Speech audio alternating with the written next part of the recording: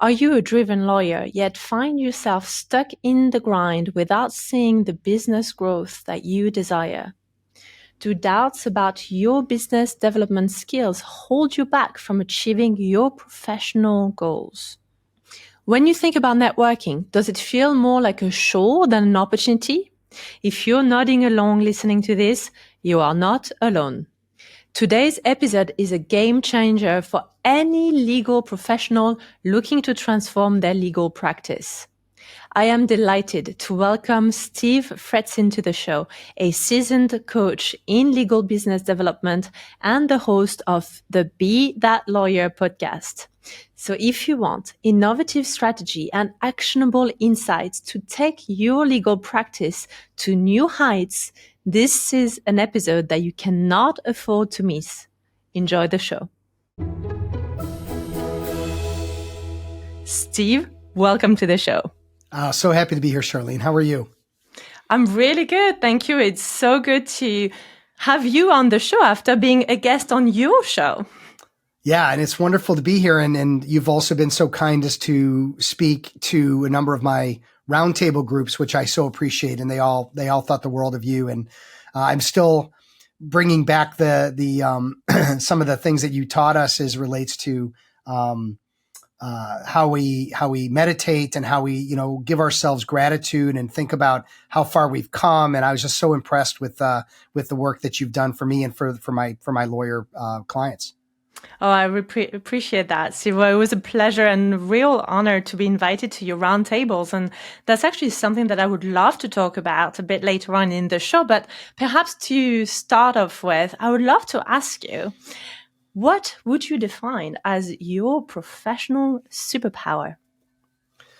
Well, that is a great question. I don't really get that question very often. I guess if I had to put it down as one thing, it was the ability to help bring out the best in my clients as it relates to growing their law practices, mostly focused around business development and personal branding. I've just over the years developed a number of systems and processes and specific language that I know when executed by a motivated, hungry, ambitious attorney, that the world is open to them to grow the book of their dreams, the practice of their dreams, and eventually the life of their dreams. And I think, that's been my life and my dream and my passion for the last, 15, 16 years. And so I think if, where I might think I've got a few superpowers, that's one that I feel most strongly I'm able to use every day. And Steve, just walk us through how and why perhaps you decided to utilize this superpower in the legal industry specifically. Yeah, thank you. There's a few things that occurred over my career, and I'm not a lawyer, so I can share that right off the bat. And I never really thought I would work with lawyers as an industry that I would specialize in. Essentially, I became a sales coach for entrepreneurs. And when the recession hit 2008, 2009, I started getting referred attorneys to work with. And what I realized within about a year was two critical things. Number one is that attorneys don't learn anything about business development and growing a law practice, the business side, in law school. So there's a tremendous need in the industry to learn those skills. The other thing I realized was that lawyers hate sales. I hate sales. No one likes to be sold to. It's not fun being convinced of things. And so I had created a methodology called sales-free selling, where it's how to walk a buyer through a buying decision. It's how to network, how to do all the soft skills without ever feeling salesy.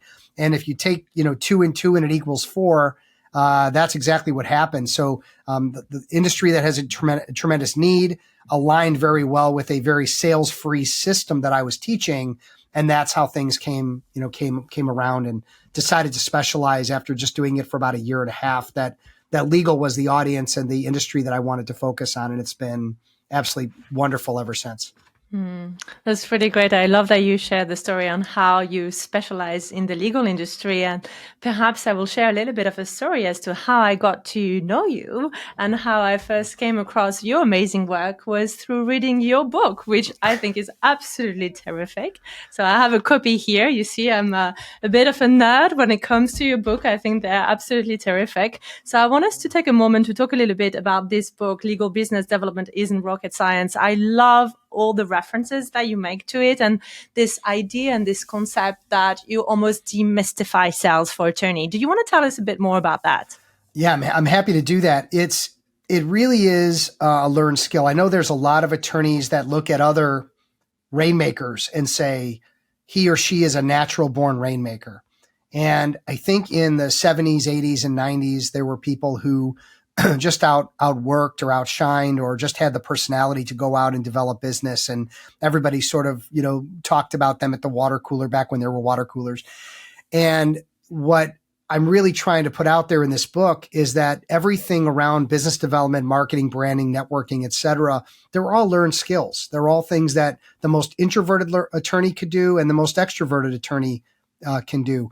And by breaking it into 51 chapters of very simple and easy to follow, tactical, actionable things, try to relate them to stories and things that come across in my life and try to write in a way that someone can take in that content without feeling like it's a drudge or that it's hard to, you have to kind of work to read. It's just, I want to make it fun, interesting, and people can like take away 2 or 3 things from every chapter that they can actually go and execute on. And if that's helping them develop their brand and their business and their practice, then I'm happy. And if that's not enough and they want the real thing and they want to talk to me, then that's an option as well. However, the idea that I could work with, million plus 2 million attorneys is not feasible. So the idea that I want to really help the industry through books, through videos, through podcasts, that's sort of been my jam. I just want to leave this industry better than I found it, which is, that understanding the business side of it as being almost as important as the legal side of it. Absolutely. And one thing that you mentioned that I can absolutely confirm, having been to law schools in France and law school in the UK, is that BD is not taught at law school. I can confirm that. Yes. And I wish that it was, but it truly isn't. So perhaps you could tell us a bit more, Steve, about why do you think, generally speaking, attorneys are not as in love with BD and sales as you might hope other folks out there might be in other professions? There's a couple reasons. The one that I've heard from a number of my clients is that when they go through law school, they're taught very early on that it is an incredibly noble profession, which I agree with wholeheartedly. Up there with doctors, right? It's doctors and lawyers seem to share that idea that there's principles of law and representing their clients in a way that's highly noble. And so the idea that they're going to lower themselves to the dirt and drudge of salesmanship, that is not really something that they ever thought they would have to do, being in a noble profession. And so that's one part of it, is just them being up here and salespeople are down here, and that's sort of how it's seen. You don't have to get a degree to go into sales. Anybody can go into sales. The second part of it is that it's not what they signed up for, quite frankly. It's their reading and their writing skills, their arguing skills, their ability to identify problems and solutions. And that's find me a lawyer that doesn't want to, give solutions, and you're not finding a lawyer. So the idea that there's this separate skill or this separate task called business development that needs to be done is a bit of an insult and a bit of a slight to the lawyers who didn't get into it for that purpose. The unfortunate truth we all know now is that the way to get control and freedom and success in a career, in addition to health and wellness, right, which you're all about, is having their own book of business, having their own clients, the client development piece where they have the ability to call their own shots. And so the fact that it isn't taught is a shame. I think it is coming around. There is a law school or two that has my book. There are law schools that are talking about it in the practice management section. I have actually spoken at law schools in the U.S. and particularly in Chicagoland area where I'm from, about business development and marketing and networking and LinkedIn, because these lawyers are just they're sheep waiting for the slaughter in some cases, where they just think, hey, I just get this degree, I go get a job, and the rest is history. And that's not at all what the real world is like today. And so how does that translate into career hurdles? So we have this brilliant partner or brilliant senior associate that doesn't particularly love sales or the idea of sales or business development, and then they hit a wall. What does that wall look like? Because you work with a lot of those partners that come to you for help and say, hey, Steve, I need to up my business development game. Tell us a bit more about the sort of archetype of what that client is like and what the wall that they're hitting is like. Yeah, the myth of I'm a great attorney, I do great work, and I'll always have business because of that. That's a myth. That's a myth from the past. It's a shame, because that's what my father, who was a lawyer, he always was the smartest guy in the room. He always did great work, and he was always referred by everyone that came in contact with him because he was so smart and so good. He didn't really have to do the things that I'm helping lawyers do today. But the reality that's setting in is that lawyers in their 40s and 50s are realizing quickly that they have a lot of bosses. They have the clients who they're bosses. They're not their clients, by the way. They do work for those clients. Those clients are not there. They do not own those relationships. So they've got 5, 10, 20 bosses in the clients that they represent. And then on top of that, they're getting that work from other lawyers who are then also their bosses, because they have to do that work. They're accountable to the lawyers. And they might be a 50-year-old attorney getting work from a 40-year-old. It doesn't really matter age anymore. It's really about who's bringing in the business and who's dishing out the work. And if you have all those bosses, they're telling you, hey, you got to work this weekend, you got to work tonight, I need this by this date. And so when you have a life that you're trying to live, and it's all about the billable hour and getting that work done, it becomes a lot of challenge around that. The other thing is there's lawyers who have their clients, but maybe they've got it all wrapped up in one or two big clients that are what would be considered institutional clients. They get regular reoccurring work year after year. Well, if those clients get bought, if those clients get sold, if those clients, the GC moves to another business and they haven't developed, a strong enough tie, then that business goes away and they go from $1 million book down to 300,000 or whatever. And it's like now they have to start over, and they're in their 40s or 50s, or in some cases even as much as in their 60s. So I'm hoping to get lawyers that are in their, 30s and 40s that have a long road ahead of them, where they can start thinking about and developing plans and systems to develop business, versus it being a brick to the head that happens when their phone stops ringing in their 50s and they, for the first time in their life, realize, hey, I don't have a network, I don't have clients, I don't have a way of, I've got 6 months of being able to pay my bills. And that's a terrible, horrifying feeling. Yet a lot of lawyers end up in that space if they're not careful. And so typically, Steve, would you say that the number one objection to doing more BD as an attorney is time? I think time is a huge element. I'll get to it next month. It's like my teenager. I asked him to, he does the dishes every night, and then he says, I'm letting those pots and pans soak. And I go, yeah, they're probably not going to get done, So, I've decided I'm going to lose some weight, Charlene. I'm going to do it in 2025. Yeah, not going to happen. So it's just a lot of. Sounds good. Let me know then. I'll let you know how that goes. So obviously it's a putting off of something that isn't a top priority, or isn't, they realize, hey, I'm already busy. I'm already want to spend time with my family. How am I going to fit this thing called business development into an already busy lifestyle? And it makes it just something that is it's just something that gnaws away in their gut, that they know they have to do it, and they'll put it off and they'll put it off and they'll put it off. And it ends up being, 5 or 10 years they've put it off. And eventually they're coming to me. And again, we've lost 5 or 10 years of building relationships, building networks, and building business.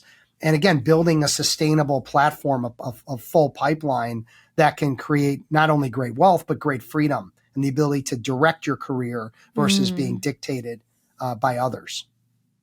And so if we have attorneys listening to this right now and thinking, well, I'm really resonating here, but I am so busy. I'm Yeah. back to back. I don't have a spare minute and all my hours are dedicated to billing. What would you say are practical first steps that they could take to up their game? Well, this might go back to the question about superpowers too, in the sense that I've worked not only on my own time management, where I am as efficient as person as you'll meet, and I'm paper free. I have everything scheduled. I have plenty of time to spend with my family. I develop amazing business year after year, and I do a lot of marketing and all the right things. And one of the reasons that's so important is because I need to be able to lead by example. And if I'm not organized and efficient and doing a lot of the right things, it's very hard for me to be convincing to my lawyer clients.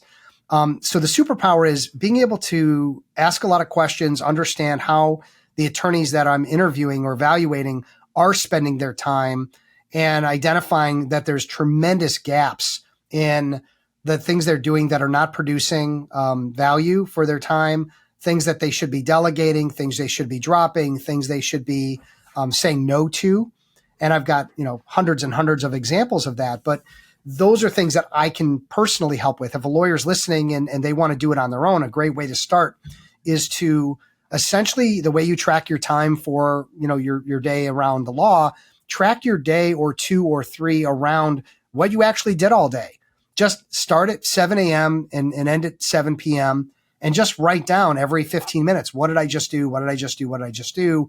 And what you may identify are huge gaps of time that are not your best use. If you're charging, let's just make up a number and say $500 an hour, and you may identify that you're spending 2-3 hours a day doing things that are $20 to $50 an hour tasks. And many attorneys are doing that exact thing. You're making copies, you're answering your own email maybe more than you should. You're dealing with lower level associate work or paralegal work that it's just easier to say, oh, you know what, I'll just do this myself and knock it out. But those things add up. And so the idea that I've had number of attorneys do this, and I've identified hours of their day that are inefficiently run and need to be up. I mean, the extreme example was we identified that throughout his day, he was averaging 2 hours. He was an estate planning attorney of making copies, printing off things, standing at the printer, waiting, pulling it. It was just the way it was. The printer was in his office.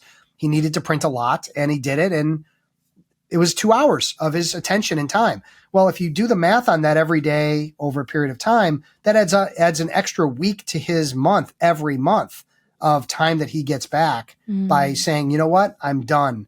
Every single copy that's being made from this point forward is going to be done by my assistant, and I'm not in the copy game anymore. Now he has an additional, week of time that he didn't have yesterday, making just a simple observation and decision and to gain gain that time back. And once that attorney has gained their time back, what are practical steps that they can take to really optimize their business development and harness some of your superpowers with BD? Yeah. So I have a methodology that makes a lot of sense. And the people that I work with, they get this in spades, what I call the 3 Ps. So if you want to be the best lawyer in the world, if you want to be the best chef in the world, if you want to be a top-notch musician, right?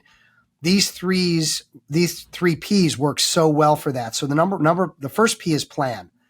Most lawyers don't have a plan for developing business. They just go at it haphazardly, wing it. I'm going to attend this. I'm going to attend that. I'm going to write this article. I'm going to do this presentation. We call them random acts of marketing or random acts of business development. Targets haven't been identified. The plan, a written plan hasn't been created that demonstrates where the low-hanging fruit is and how to go after it. There's no tracking systems in place to identify how that time is being invested and where the return on investment is and how to make adjustments. So without a plan, you have a plan to fail. They say that, right? Failure to plan is a plan to fail. So the first thing I'll do with any attorney is work on that plan and help them come up with a plan and a tracking system so that we're on the same page. And that's reviewed and looked at and talked about and changed and updated on an ongoing basis. It's a moving target. We have to continue to evolve that as we go. So that's the first P. The second P is process. Imagine going into a courtroom without a process for how to practice the law, for how to run a trial. You're not prepared for the trial. You go in, you're talking to the judge or the jury without any kind of prepared statements, without evidence, without anything you need. Nobody would do that. And again, I think it's actually, you're going to get disbarred very quickly. In business development, guess what? All the processes and systems and methodologies have been written. They've been worked on, and they're out there for you to take, whether that's through my book, Sales Free Selling, the book, Legal Business Development Isn't Rocket Science, working with me directly, watching other videos I've created. I talk about these processes all the time. And so instead of just going out and winging it, actually having systems to follow, and especially for the introverts, they're terrified of going out and having to figure it out or having to wing it in a large group of people at a networking event. But if you actually have, here's what you plan for to go into an event. Here's what you actually say and ask. Here's how you move from person to person in a fluid way, qualifying people in, disqualifying people out. And you leave with a bunch of next steps and how you execute on those next steps. That's all a process. That's not something you need to be winging. Mm-hmm. So the second P is having a good process. And the third one's my favorite. And this is where I come in, because the first two can be done theoretically on your own. It's performance improvement. So the idea that we follow is, so now we're going back to the trial example. A lawyer does the same trial imperfectly over and over and over again and never improves. That's not going to make for a great lawyer, and that's not going to make for a great career. My estimation and experience is that lawyers learn something from their first trial. They get yelled at by the judge. They say, well, I better not say that again. And then they go to the second one and the third. And every time they do a trial, they get better. In fact, I think my father did, it might be a huge number of trials in his first 2 years of practicing.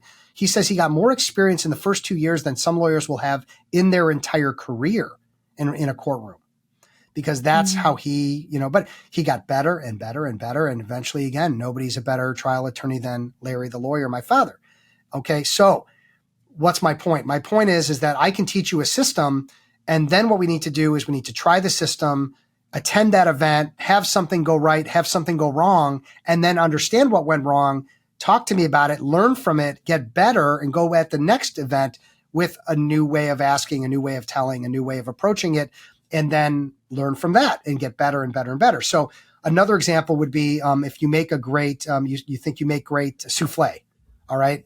And it's your first time making souffle. If you made souffle and got better and better every single year, the souffle that you make 10 years from now is very different than the first souffle, right? It's probably much more tasty. Mm-hmm. So that's the performance improvement piece that I give every client, so that they're getting a plan.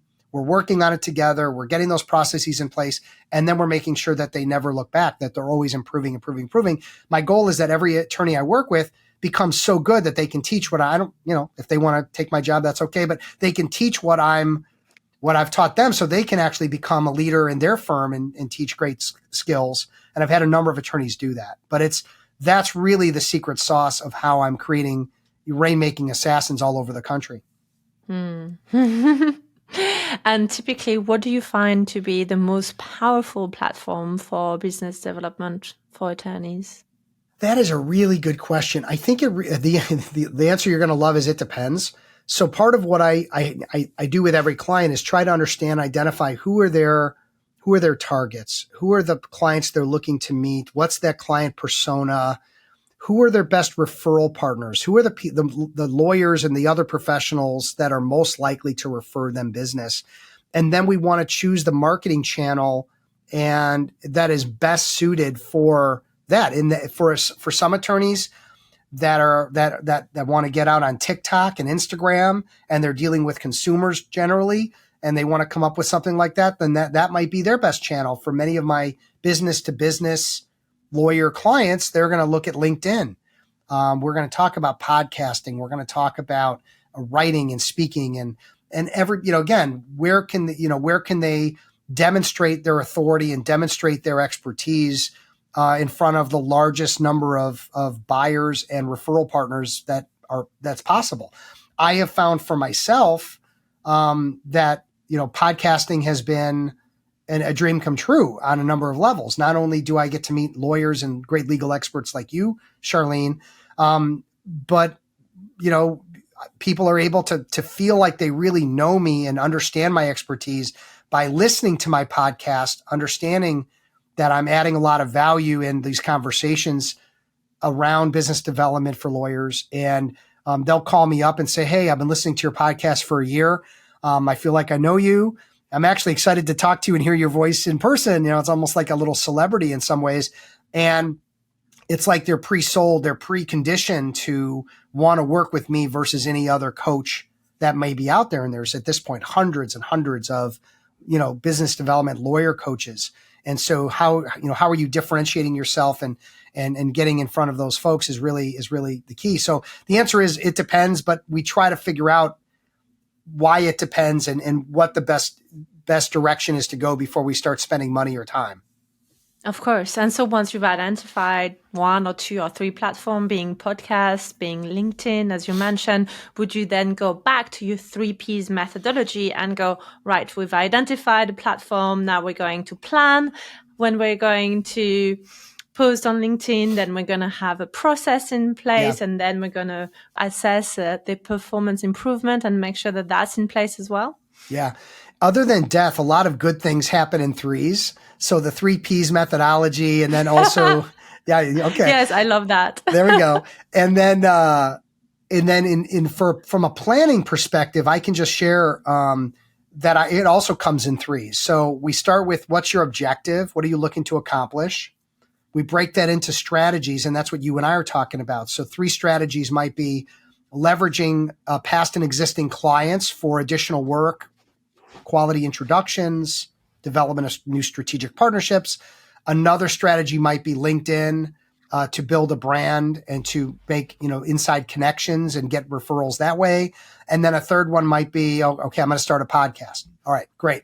So we have the 3 strategies. Yes. So objective, then strategies, and underneath that is going to be tactics. What are the actionable things that you need to do to be successful, getting business from clients, getting referrals from clients, developing your network through those clients, and writing out all those tactics so that there's nothing left to chance.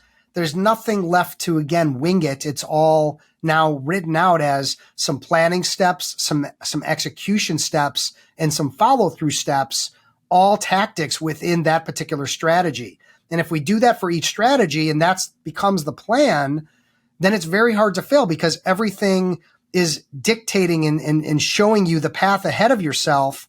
And then it's a matter of following the path and then making adjustments as we go. And if something doesn't work, well, then let's make an adjustment. And if that works, great, let's keep doing it.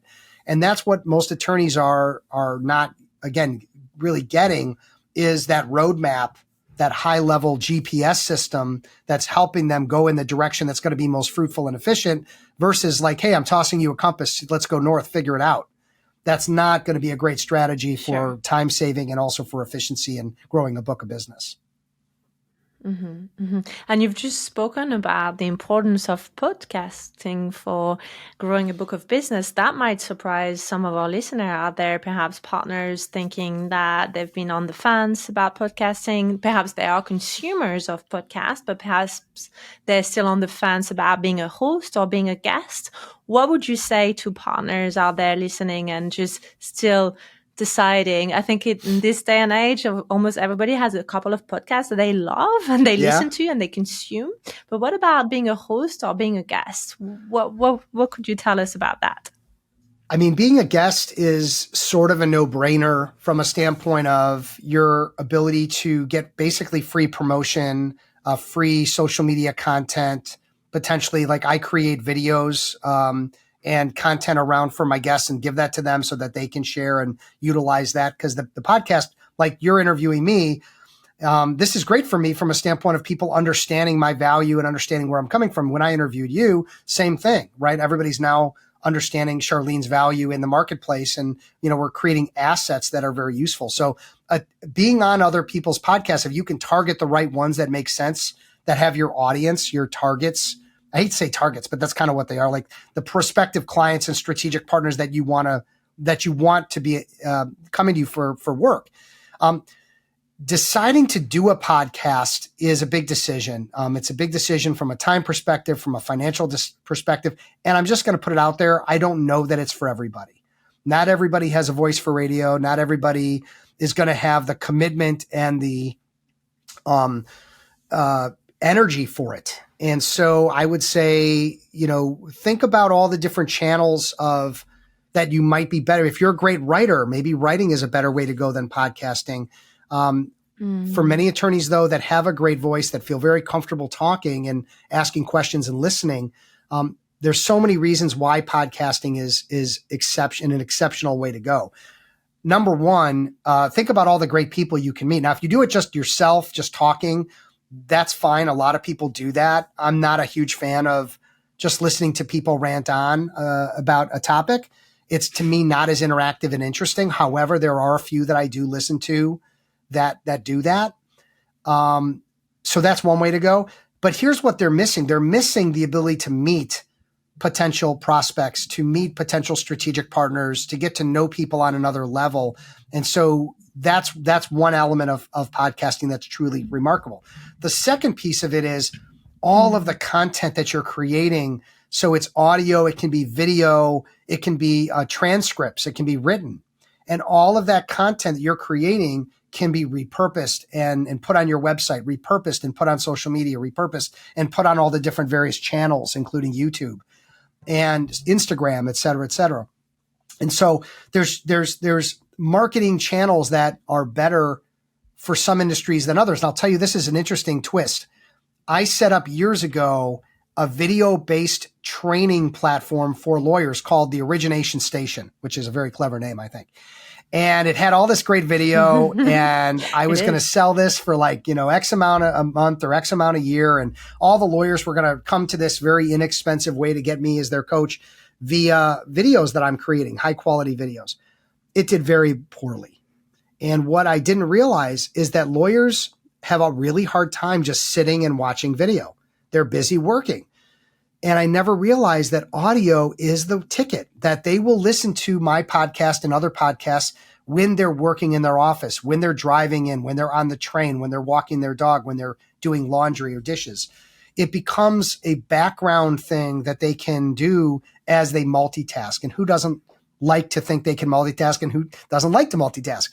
So podcasting, for so many reasons, Charlene, has been an absolute blessing for me. And I turn as many of my clients onto it if I feel like that's going to be a great channel for them, if I feel like that's going to be a home run.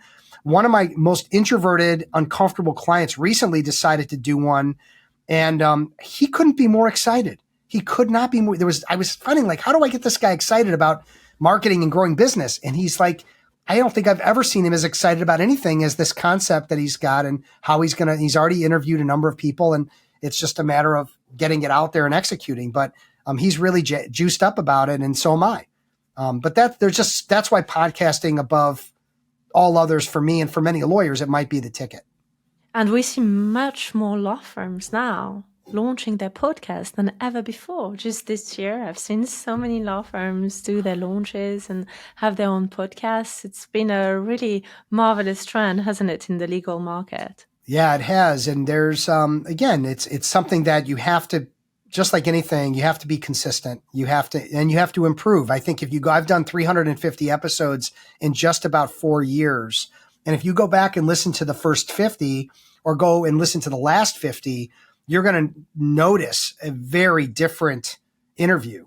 The amount of improvement that I've made and the way that I'm pulling things out of people, the way that I'm getting to the heart and soul of the conversation to pull the value out for my audience is very different. And so I think there's a lot of people that quit after about 6 months. They just realize this is taking up too much time and effort.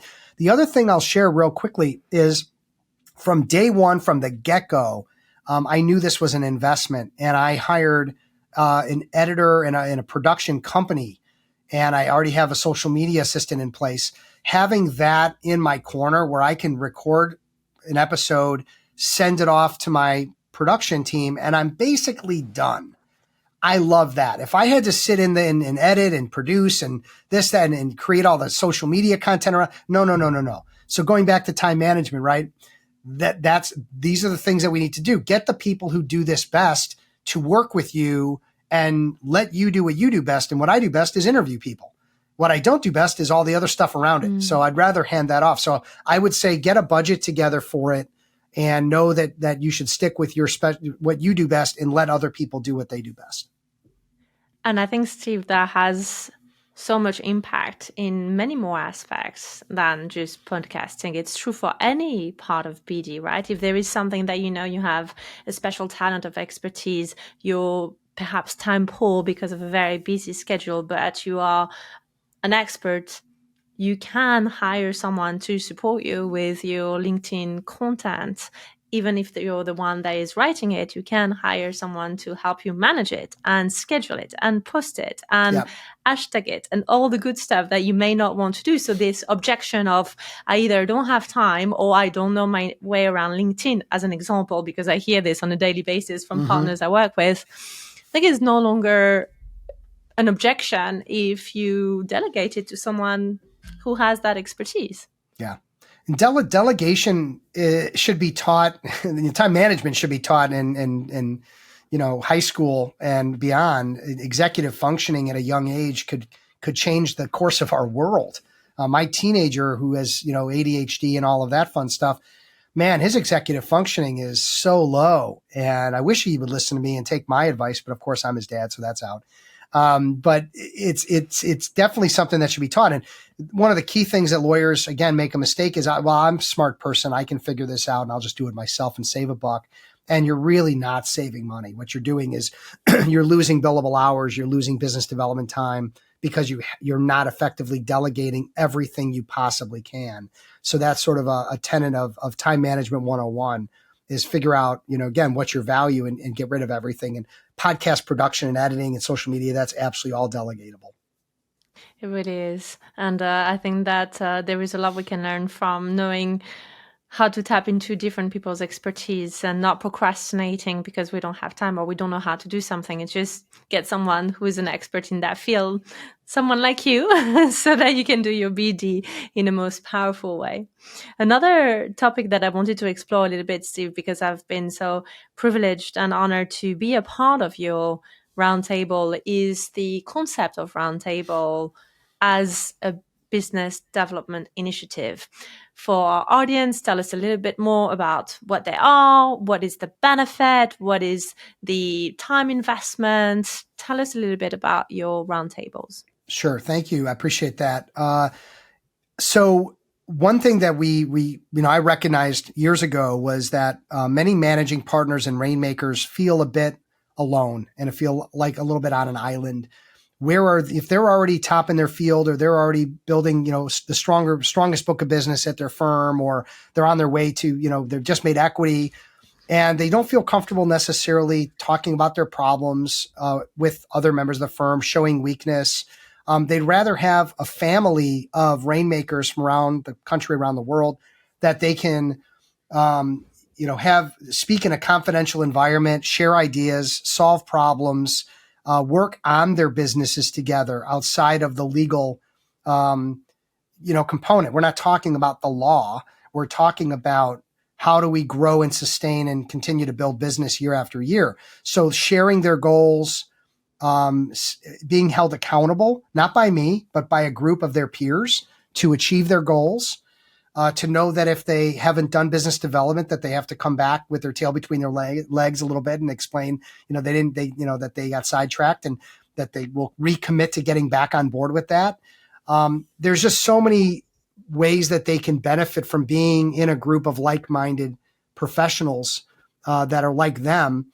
The other thing that they do, and this is sort of outside of the time with me, which I love that they do this. I help set these up, but it's not really my jam, is they do what's called business accountability groups.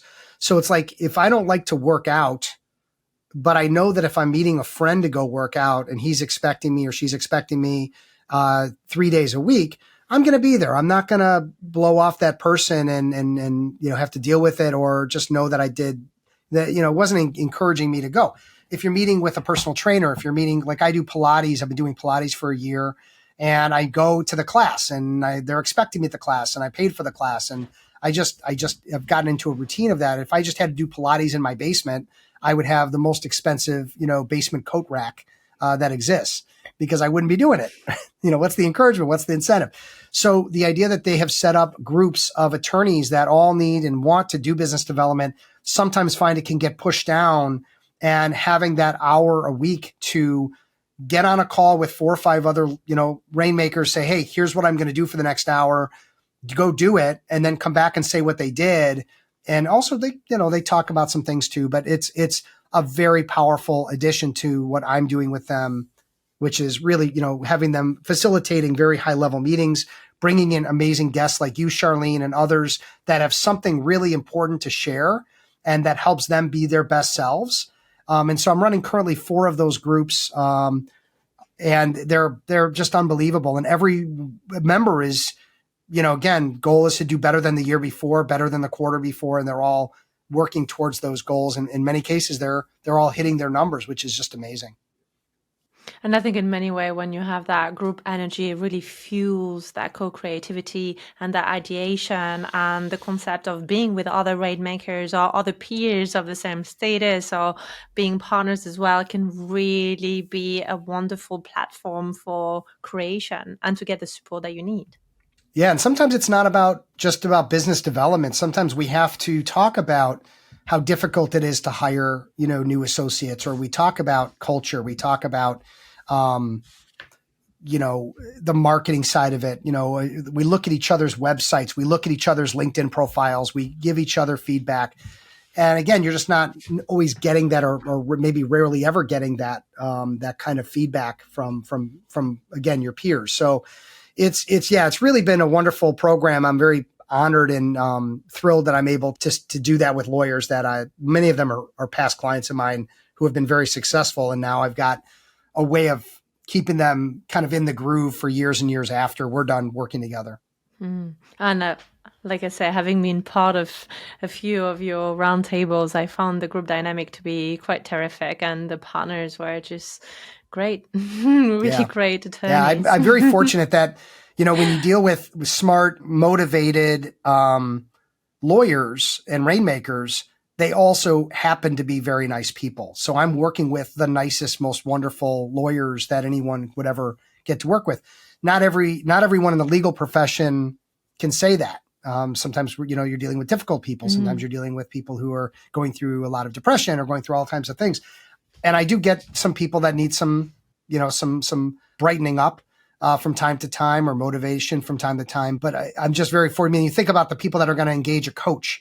Typically, especially business development, they're people who are open-minded and coachable, and they're looking for that kind of a relationship versus the egomaniac or the highly pessimistic person. It'll never work for me. They're probably not going to be coming to my door, right? I don't know what you're talking about, Steve. Attorneys are never, ever cynical or pessimistic. No. I do not know what you are referring to. They're all living happy careers and lives. Being... Yeah, that's what your thing is. You're getting a lot of the people that need you before they can go to me. Well, once a lawyer, always a lawyer, they say. And as a former attorney, I do feel that I was born with a very, very strong cynical sense, and I had to work on it for many, many years with many wonderful coaches to turn my innate cynicism into a worked on optimism. But it wasn't a superpower I was born with. It was a superpower that I've developed over time and many trials and error. So I think cynicism and a bit of a negative outlook is something that we I mean, I don't mind being challenged. I don't mind working with someone who's, going to have bad days. My job is to help them turn their career around in a trajectory where they're living their best, happiest life. And again, I'm not a therapist, so I leave that to other folks. But the end of the day, the lawyers who are working with their own clients in the industry or area that they want to practice, they're controlling and dictating their time, their future, their time away, typically are going to be happier than the ones who have none of that. I mean, that's not hard to understand. Steve, there is something about your book, a particular chapter that I would have loved to get you to share with our audience. Are you happy for me to pick a little extract from your book? Let's go. Let's go for it and see how I do. Test me. Let's go for it. Let's go for it. All right. So there are two specifically. Well, I've thoroughly enjoyed the entire book, but there's two specific moments that were highlights for me. The first one was when you were running a metaphor between business development and golfing. I really thought that was super smart, and I really love how you were talking about being so busy swinging away, and then you had a bit of a ha-ha moment. Mm-hmm. Can you share a bit of that with us today? Yeah. So the shortest version of that story is I started working with a golf pro to improve my golf game. And he said, all right, Steve, let me see you hit a bunch of balls. It was just into a net, but I go thwack, thwack, thwack. I hit like 10, 15 balls in a row. And he says, did you enjoy swinging the golf club? And I go, well, what do you mean? He goes, well, what do you think golf is? I said, golf is getting the ball in the hole.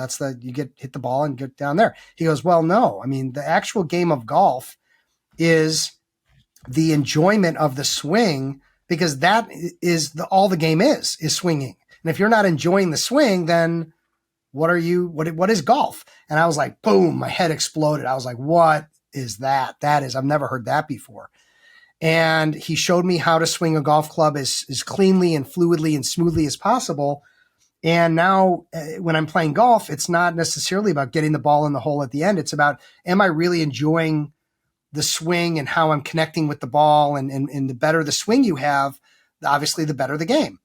And so it was just a lesson that I took. And I said, you know what? Same thing with business development. If you're not enjoying business development, if you're just going out and hacking away, trying to meet people and trying to have lunches and trying to go to networking events and do presentations, and it's all just a drudge, that's probably not going to be a great way to do business development. So what I'm trying to do is I'm trying to give lawyers ways of enjoying the swing of business development so that they are enjoying going out and meeting people, learning about people, asking questions, taking it all in, qualifying someone forward or out as it relates to value in your life, and making it, actually an enjoyable experience versus it being, again, something that they just loathe doing every minute of it. That's not enjoying the swing of business development, similar to playing golf without enjoying the swing. So that was the shortest version, although I think I went on a little long, but that sort of sums up that chapter, I think. I love it. And how would that translate for our audience who may not love the swing of BD just yet, but is working towards falling in love with it? How one might take the first step? What is one thing they could start doing today to get them closer to falling in love with BD? Well, there's this great book called Legal Business Development Isn't Rocket Science. You may have heard of it. No, so read. Obviously, no, never. I've never even seen it. Of course. So the simplest answer is, look, you went to law school to be a lawyer. You spent the first 5 years focused on building hours and becoming a better lawyer. With business development, you have to consider you're starting from nothing in many cases. You need to start being a student of the game.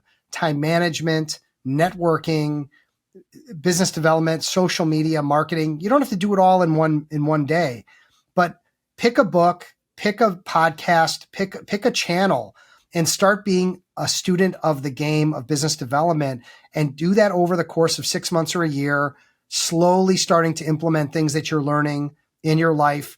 And as you build out your practice, and over that course of the year, you're going to be much more happy and feeling more, confident about doing business development versus where you may be now, which is, again, it's a shotgun approach, hoping that you hit your target, when in reality that might be good for some people, but for most humans, that's not necessarily a great way to spend your time. And do you think perhaps there is something to be said about shifting the mindset around the reasons why an attorney may not love BD at first, but could fall in love with it in the future, by shifting this concept of perceiving it as sales and actually reframing it as serving, going from selling to serving. And if you really just go into that mindset of every opportunity, every pitch, every meeting, every conference is an opportunity to serve at a higher level, then you don't have to be a salesman, right? Yeah. Do you think there is something to be said about that? 100%. And so when I go into any engagement, it's learning, asking, listening, learning, empathy, and how can I add value for this individual? So I'm at a networking event. I'm going to a networking event tonight. I'm going to meet 20 new people. I'm going to talk with maybe 10, and I'm probably going to end up meeting with 3 for coffee or Zoom or something. No matter what the case, anyone I meet is I learn about them, learn about what they do, learn about what their goals are, what they're looking to accomplish.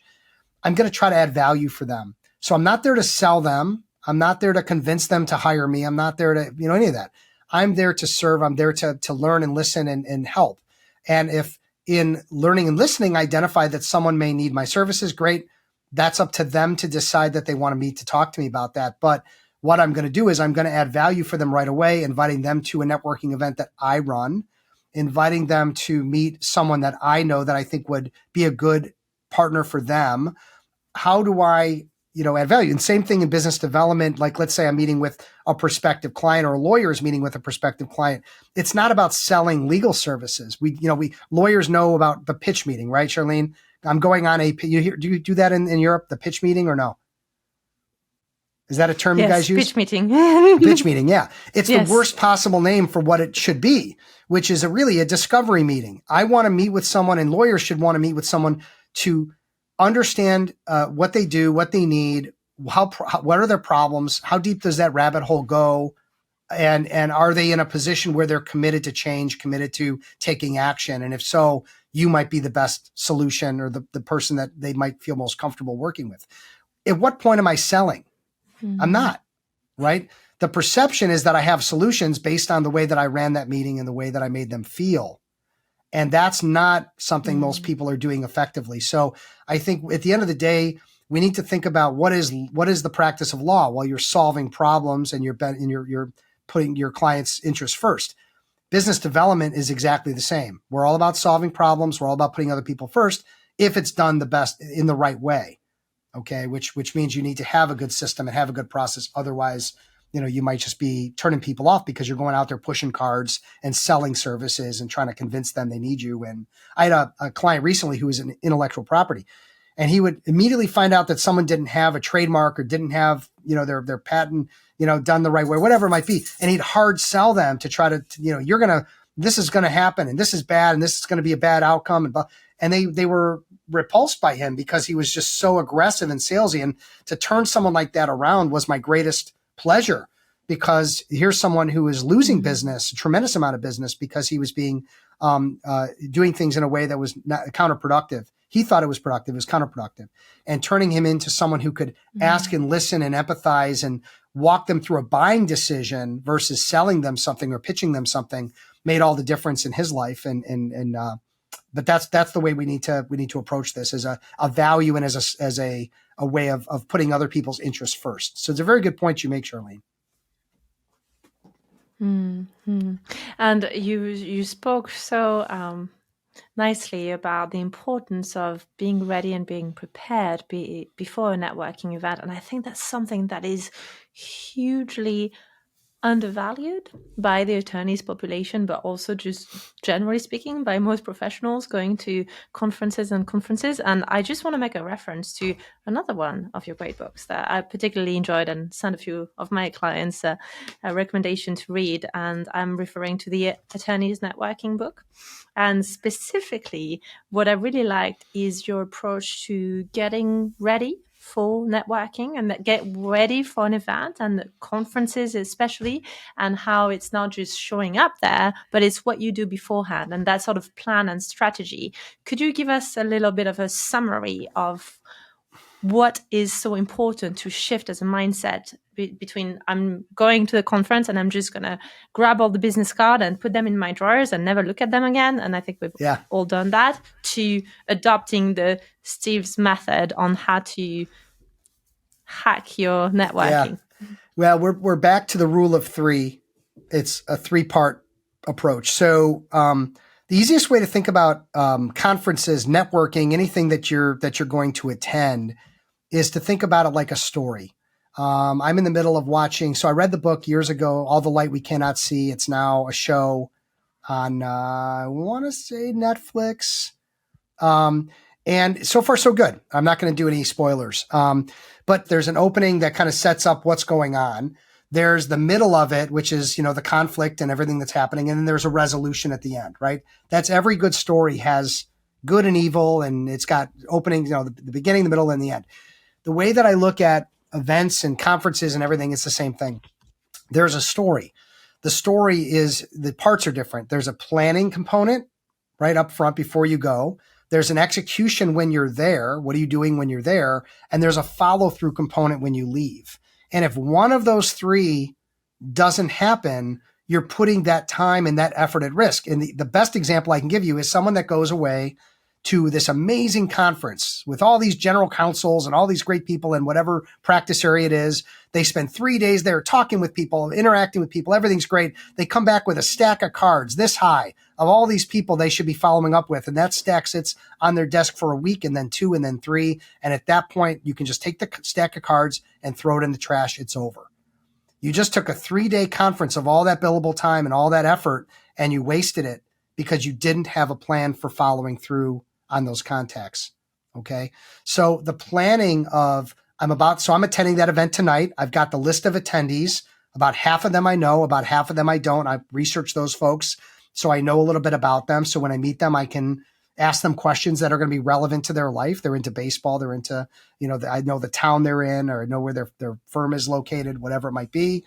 All right. So I'm planned up for that. I'm planned up with my infomercial. I'm planned up with my approach. I go there and I execute.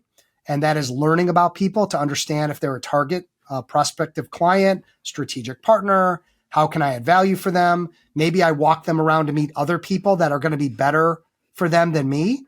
And so I'm making a good impression. I'm doing a lot of the right things. I walk away with, again, about 5 people that I want to follow through with. I can email everyone there and say, great meeting you. Here's something of value. But more importantly, the 5 people that I've interacted with that I think there might be some value strategically or direct business, I'm going to follow up with them the next day. I'm not going to wait 48 hours or more. I'm going to do it the next day, and I'm immediately going to want to get a meeting with them to get to know them better, to talk about their law practice, to talk about how we can potentially, like you and I both work with lawyers, we could talk about how we can try to refer each other, how we can work to we did that, and you added value for my roundtables, and you got value in meeting some of these managing partners. So it was, I believe, a great win-win. But that's what needs to happen, is the planning element, the execution of how you're interacting with people, and then how you're following through. And so that book covers those 3 elements, I think, in some great detail to ensure that people aren't just, again, showing up and leaving and then wondering if anything ever is going to come of it. And in most cases, unless you blind squirrel finds a nut occasionally, you're not going to really get much from that time invested, which is a shame. What is one behavior you see time and time again when it comes to legal conferences and attending legal conferences that you see partners do that you would love to recommend them or invite them to let go of because it's not particularly productive? And what is one thing that you would love to invite them to consider integrating as a best practice? I think one thing is spending way too much time with people you already know. At conferences, you've got your friends and your buddies and the people that you see there that you can just spend time with, and that keeps you from meeting more people that could do business with you or could interact with you in a positive way. So I would caution that.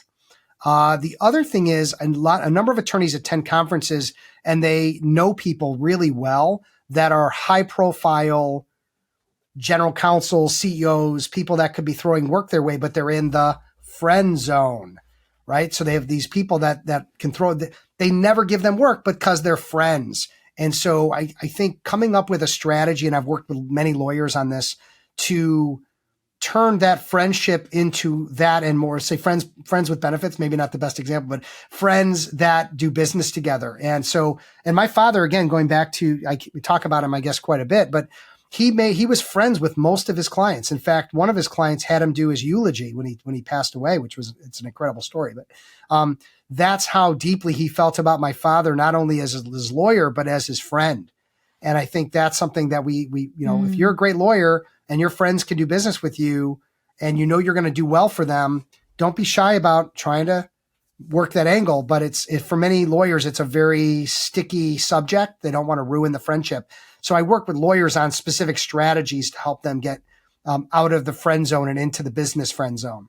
Mm-hmm. I think it's a tendency that we all have, especially I can remember my very first conferences when I was particularly nervous, sticking to the people that I know. And that's one of the worst things that you can do. And it's something that I've learned not to do over the years of having my own business and being an entrepreneur and founder and leading a team, just making sure that I specifically target everyone that I don't know and make sure that I make the best out of the conversation to leverage new relationship. But instinctively, that's a hard thing to do, isn't it? We tend to gravitate towards the people that we know.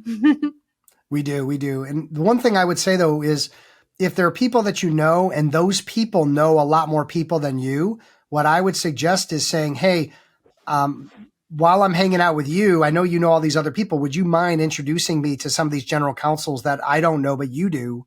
And they love the idea of doing that because they think you're great and they know that you could add value for those folks, and it gives them something to do.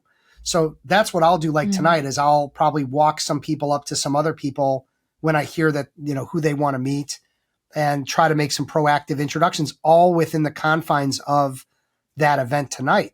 And so while I may not get business from that, I'm adding a lot of value. I'm developing more relationships. I'm being a giver, which is going to be good for me and good for my brand. And it makes me feel good, quite frankly. I mean, that's the other piece of it, is when you do things right, you just feel good. You feel like you're floating on a cloud of karma.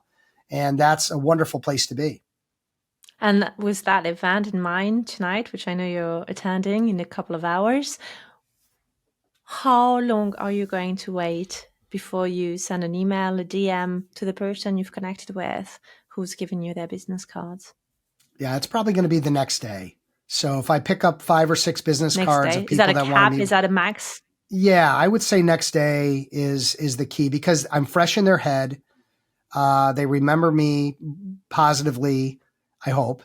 And the idea that I'm going to wait 3, 4, 5 days, it's not like, I don't know, some people might do that for dating. I don't know how long. I've been so out of the scene. I don't know like how long you're supposed to wait before you follow up after a date or something. I don't even know. But I think next day is sort of. I've been out of that scene for years. Yeah, too. I mean, demonstrating. Can't comment there. Yeah, that's a whole other conversation. But demonstrating good follow through and saying you're going to do something and then executing on that is really important these days. It is. It's really, and I love that you bring that up, because it's one simple practice, but how many of us have been guilty in the past, myself included, of putting business card in a drawer, and then off they go. You never see them again, or you find them a year later and you ask your assistant desperately to find the person and see that they've moved on and they're at another firm, or you can't even connect with that person. Yeah. So it's a really important piece. One thing that I do to make sure that I follow on your advice and implement the things that I learned from your book is, whenever I get given a business card, I put it in my suits, but then when I get home, instead of putting it in the drawer, I actually use a double-faced sticky thing, and I put it on my laptop, so that the next day I have no choice but stumble across the business card that I've collected, so that when I open my laptop fresh in the morning, the first thing that I see are the sticky business cards. And it works for me. I don't know what you think about that, but that's the system that I've put in place so that it's 100% success rate.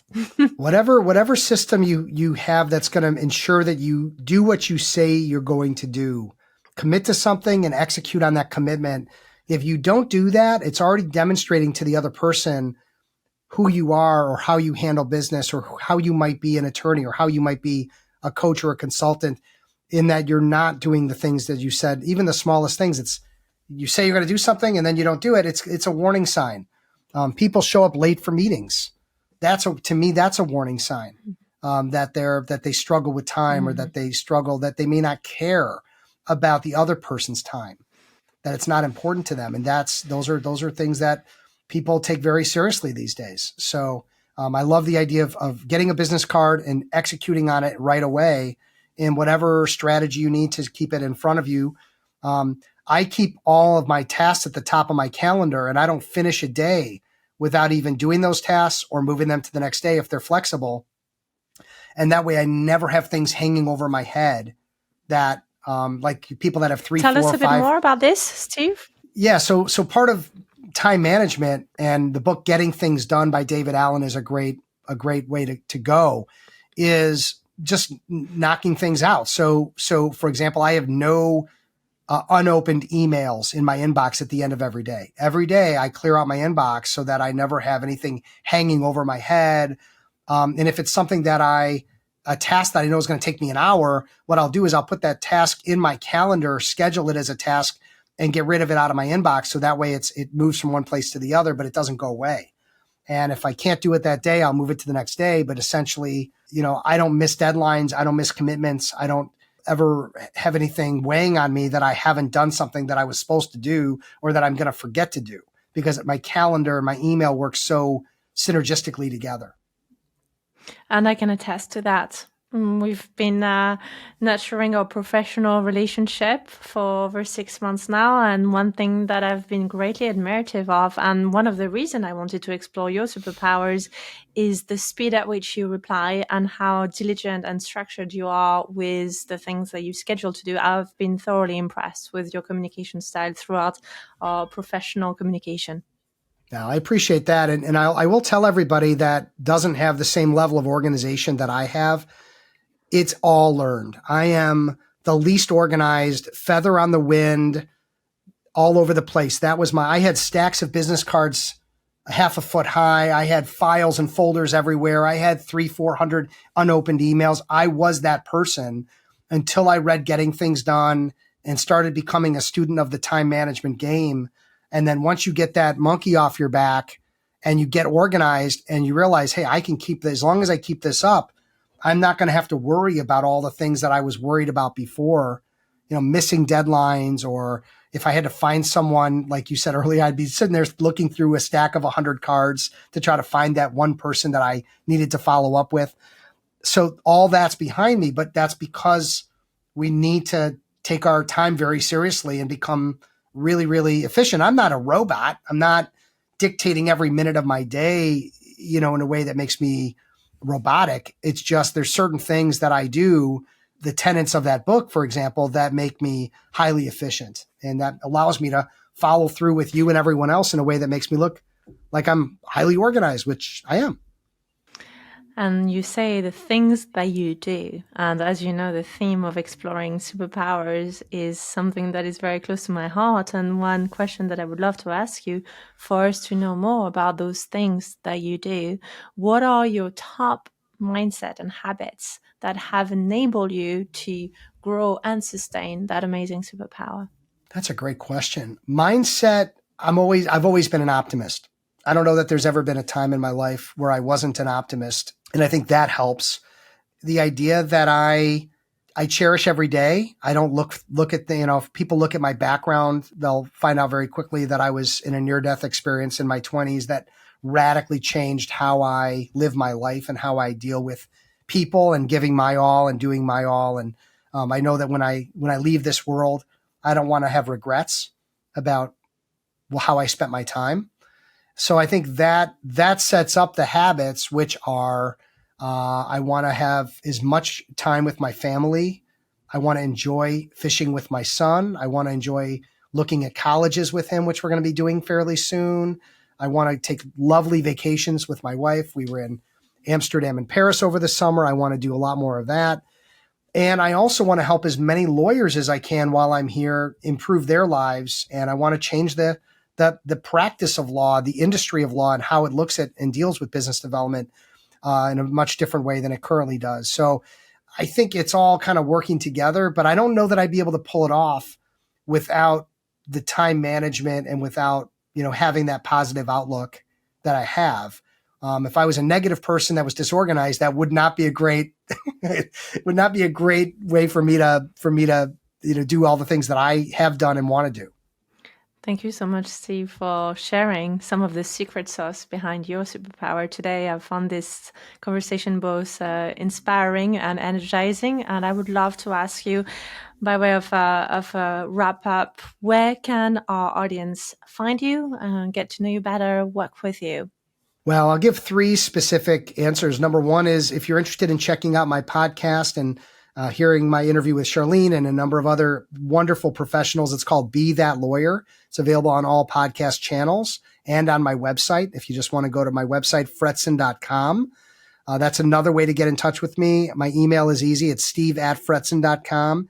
And then lastly, I'm a big LinkedIn person, as you know, Charlene. And so people can go to LinkedIn, type in Steve Fretzin, and you'll see I've been doing a lot with LinkedIn. I'm posting usually multiple times a day, trying to put as much great content out as I can to help, again, the legal community. And so I think those are kind of the best ways to reach me and find some of the content. I'm putting out a lot of content, books, videos on YouTube and podcasts and stuff. So I write for 2 publications. So lots of great content out there to get to know the kinds of things that I'm talking about every day with my clients. And I'll be sure to include all your wonderful books in the show notes as well, because they've helped me and my clients tremendously. And I really want to share them with the world and with our beloved legal community. So thank you so much, Steve. Well, thank you. This has been an absolute pleasure, as I knew it would be. Thank you. See you soon. Now that you've learned all these business strategies to elevate your career, I have one more gift for you. I have prepared an audio guided confidence boosting recording so that you can start boosting your confidence day to day in your professional life. Follow the show notes to get this recording.